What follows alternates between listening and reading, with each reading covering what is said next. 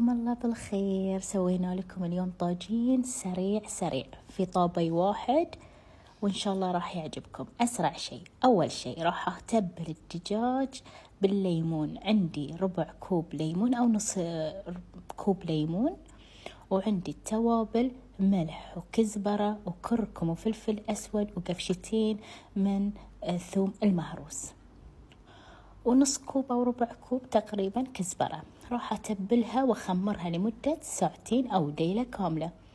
عقب راح أقلي الدياي وأخليه له يعني يتحمر، أخليه فيه لون، يعني نوع التحمير من الجهتين.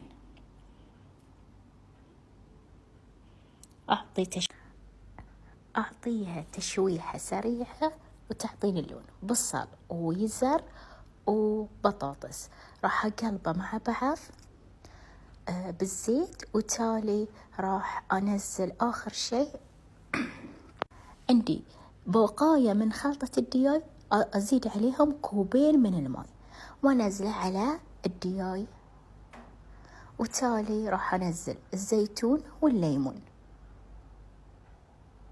والكزبرة من فوق شوية عشان الطعم،